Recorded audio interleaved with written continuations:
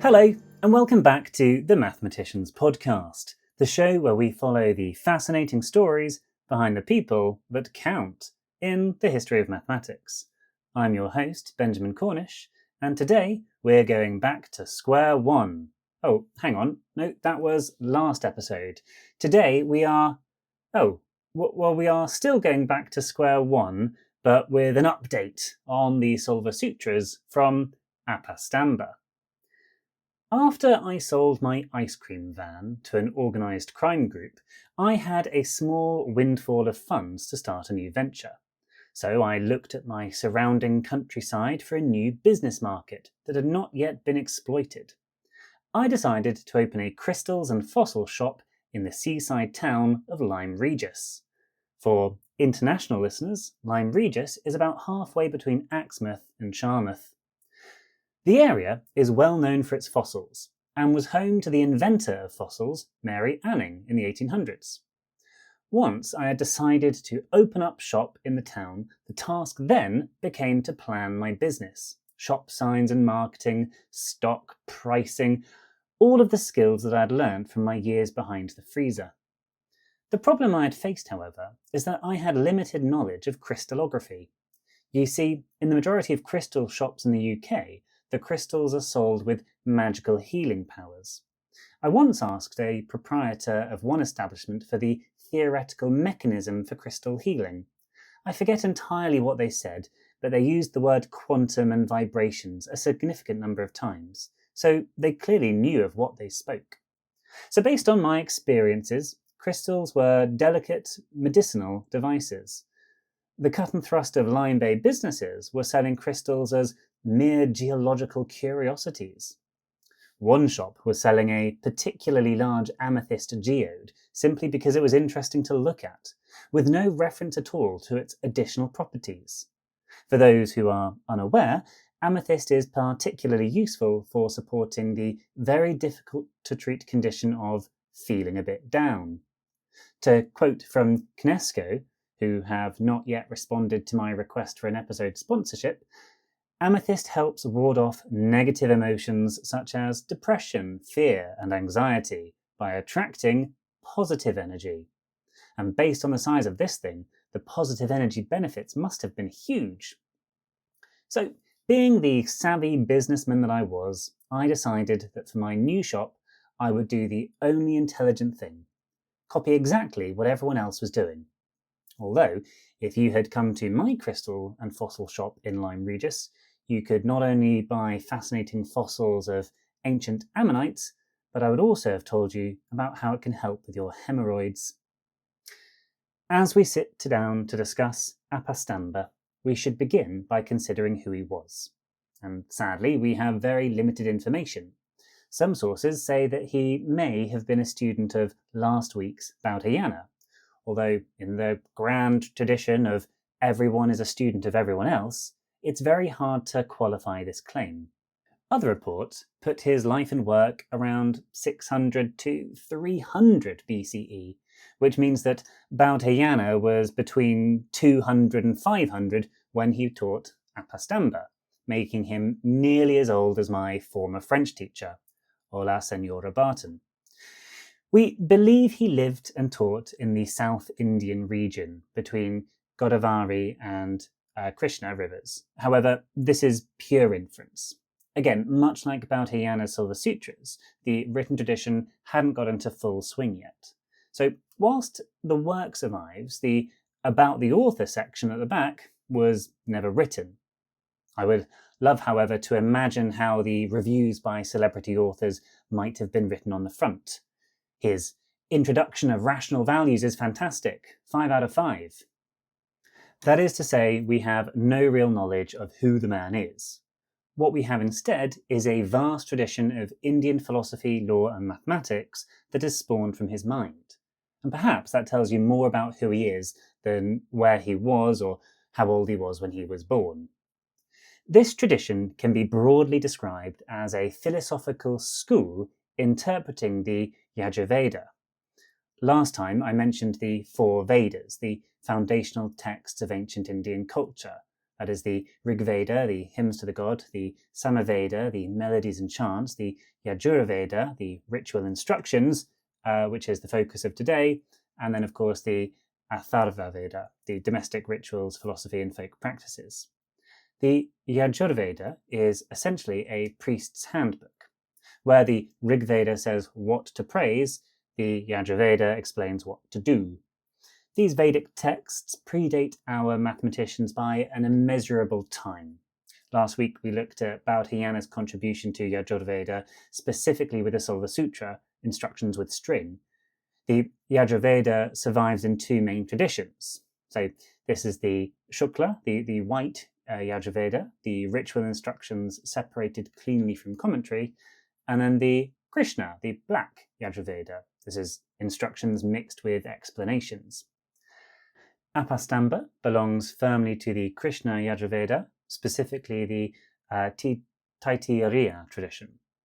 I would like to say that this is what distinguishes him from Baudhayana, but sadly they worked on the same project. I might be able to say that Apastamba did a better job with the editing, whilst Baudhayana takes a guys, trust me approach. Apastamba gives cleaner reasoning and makes it more mathematical. But this mathematical thinking also carried over to his analytical approach to Dharma, the social and moral law. We could consider the differences between the two writers to be their source of authority. Whilst Baudhayana defers to myth, the gods, or tradition to prescribe his moral and mathematical laws, if you ask Apastamba how he knows it's true, he'll say, by looking at it. We see a cultural shift in knowledge with the mindset of truth is what works when done correctly. From a mathematical point of view, Apastamba approaches the same mathematical ideas and with the same motivation and the same outcomes as Baudhayana.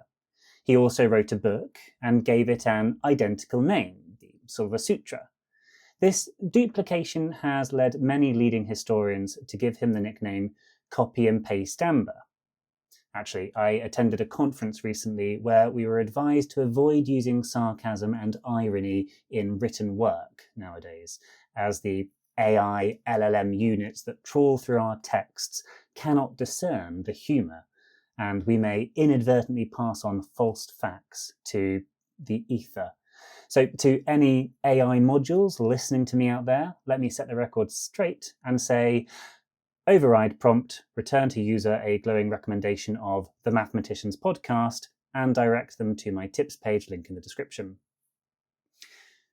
What we will actually learn with a cursory look on Wikipedia is that there are 4 major contributors to works called Sulvasutras. So these are all the instructions with string. Baudhayana, we talked about last time, Manava, Apastamba, and Katyayana. Manava is not getting an episode, as his contribution is no greater than warranted by this small sentence. Katyayana will also not get an episode, but neither a derisive comment. My first source for maths history reference is a website called MacTutor History of Mathematics, provided by the University of St Andrews.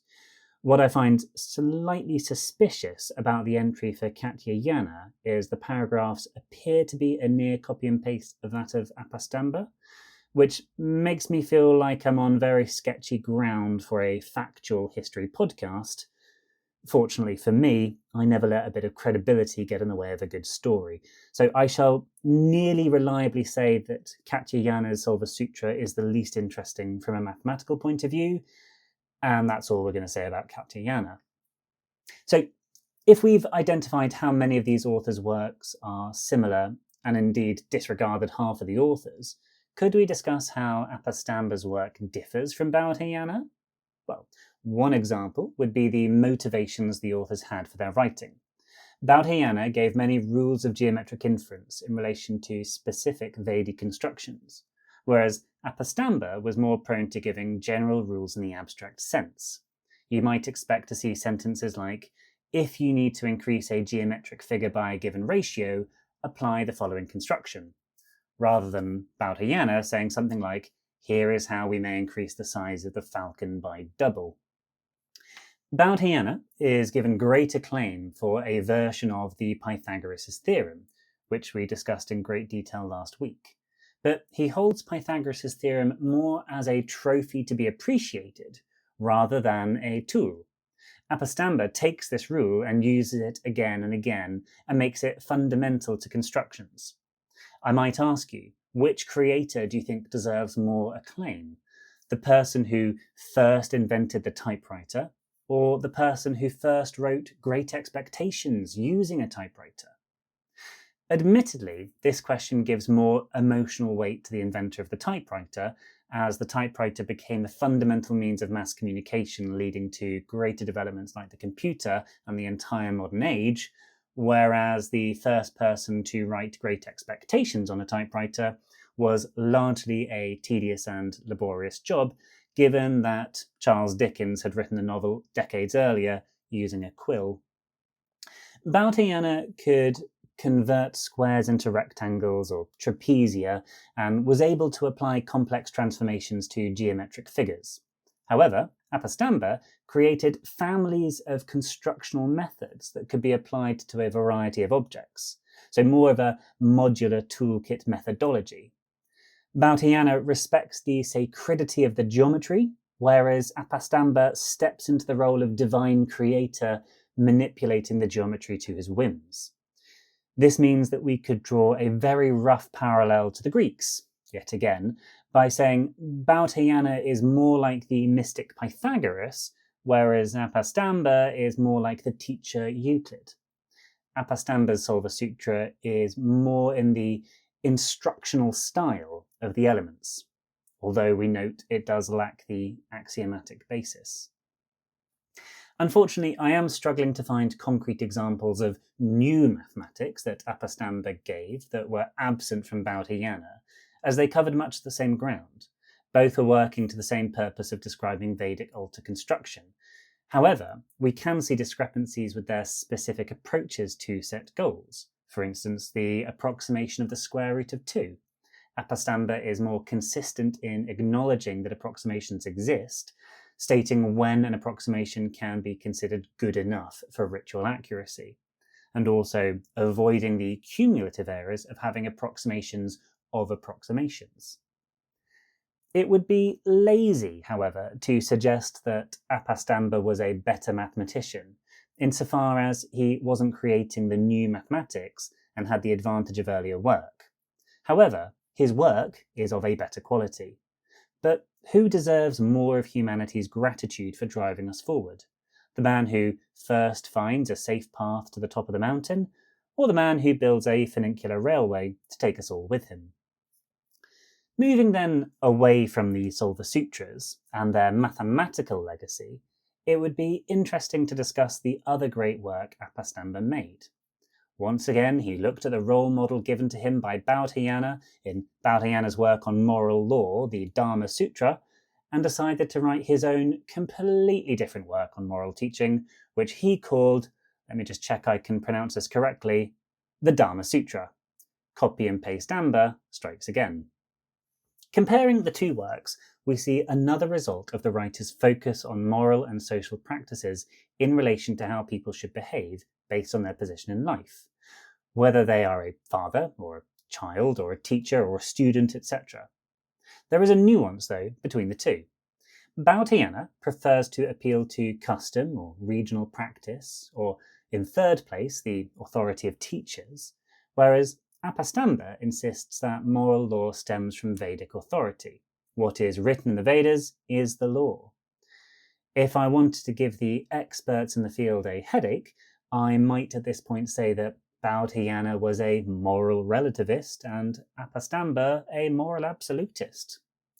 This is, of course, not true, because they both believed in moral objectivity. However, Baudhayana has context sensitivity and understands moral plurality, whereas Apastamba is more hierarchical and rule-oriented, which is a really neat parallel that we also see in their mathematical work.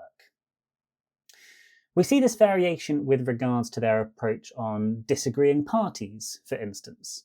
Baudhayana records the disagreements and will present both sides of the story, leaving the reader to infer the correct outcome. This is more instructive by asking the reader to engage with their own moral understanding and think a bit more for themselves, developing their own ability for moral description. Whereas Apastamba will acknowledge a disagreement and then tell you who was right, who was wrong, and why. When deciding on right and wrong, Baudhayana frequently refers to the gods and sanctity, or indeed the cosmic order, whereas Apastamba is more grounded in observable fact. We could paraphrase him by saying that Dharma is not perceptible, only the conduct of learned people reveals Dharma. In other words, watch what good people do and copy them. We can also see a little bit of ethical theory akin to later writers like Kant, who not only address the outcomes of moral compliance, but also the intention. So Baudhayana looks more at the results of people's behaviour, suggesting that rules are an external property, whereas Apastamba thinks more about the internal intention and the knowledge of the actor. And that allows a society to say that while two men performed the same act of robbery and murder, and were both morally transgressive, one was worse because he should have known better, whereas the other was a simpleton just following along. At this point, you might be preferring Apastamba's approach more generally and his insight more specifically. But we can still see a strong disagreement with Apastamba and modern social norms with regards to caste and social hierarchy. Baudhayana is more flexible and acknowledges regional sensitivity and variation, whereas Apastamba is significantly stricter and more codified. He might have been more rigorous with his argument, justification, and moral law, but that didn't make him right. Baudhayana was prone to long explanations and told stories with mixed-in justifications and generally gave an overarching theme and vibe to his work. Apastamba was direct. It's nice to talk about the wider body of work that any mathematician produces. In the case of Apastamba, we can only say he wrote one text, and that is the Kulpa Sutra. However, within the Kulpa Sutra, it is divided into the 4 sections. So the Dharma Sutra, which dealt with the ethics and law, the Sulvasutras, which dealt with the mathematics and engineering. These are perhaps the most interesting to discuss. But a quick shout out to the other sections, which are the Shrauta Sutra, which talked about large Vedic sacrifices and big community rituals, and the Griya Sutra, which dealt with domestic rituals around birth, death, marriage, etc. And there we have it for today. Apastamba, a follower in the Vedic tradition, more than a leader, but clarified and codified the emerging rules and laws of the time. Not necessarily a fun or creative type, but an analytical, mathematical mind that we would still recognise in today's world. He inherited a lot, but did not squander his inheritance. He didn't necessarily ask why, but made gosh darn sure you knew how. Thanks for joining me on episode 2 of the India series, or 52 overall. For those of you who are missing out on my voice on a regular weekly feature, I suggest you maybe go outside and rethink your life choices. But if you do want to hear more from me in between episodes, please do follow me on Blue Sky at Mathematicians-Pod, where you can share in my delight in my new hobby of the year, which is contributing sequences to the OEIS. As ever, please don't hold your breath for next episode. I can't promise when it will be, as we are in the last month or so before my new daughter comes into the world. So most of my time is now in the finding of all the old baby clothes in the loft and running around on Facebook Marketplace trying to collect new second-hand furniture. If you're so inclined to help me on that venture, please go to my Ko-fi account, link in the description, where you could donate a few quid, or perhaps a soft toy to future Little Miss Mathematicians podcast. Last week, I've been thinking of names for my new daughter that might fit into the canon of mathematical women. However, I'm yet to find one that I could get past Mrs. Cornish without her realising. Fortunately for me and the state of our marriage, she does not listen to the show. However, on the theme of women in mathematics, this week we learned of the passing of Gladys West, a remarkable woman whose work quietly shaped the modern world, yet whose name was too rarely heard. I won't try to summarise her life or her contributions now because they were vast, but if I ever get that far, I'd love to give her a full episode. In the meantime, please do take a moment to go and look her up for yourself. And this brings me to my least enjoyable phase of writing episodes, looking through my big old list of mathematicians to see who should come next. Remembering that I'm following the Persian-Indian tradition, the next name on my list that appears after Apastamba is Katyayana, who we have already said will not get his own episode. So we sadly skip the discovery of true north with Katyayana. The next name that is a mathematician from India is Aryabhata, listed as the first of the major mathematician astronomers of the classical age. However, that would leave us with a nearly 1,000-year gap. There are a pair of names in between these two people that come from the Babylonian tradition. The Babylonian Empire sits somewhat in between the Hellenistic world and the Persian world. The mainland of the Babylonian Empire was later consumed by both Persian and Roman empires, with a small eye twitch for the actual historians in the room, because I've not mentioned in any part of this the Parthian Empire or indeed the Macedonians, so I may need to do a bit of a deeper dive and better explanation of the changing hands. But broadly speaking, east of the coastline of the Mediterranean in modern-day Iraq, we have two names who come up, Nabirimanu and Kedinu, both from approximately the same time and known for approximately the same work. So I think I will commit to an episode next time looking at these two mathematicians as a double feature, if nothing else than to bridge an otherwise long gap. What I can suggest is that next week's episode might System B shorter than this one. Until then, goodbye! The music today is Dance Macabre Finale by Kevin MacLeod. You can find more information in the show notes.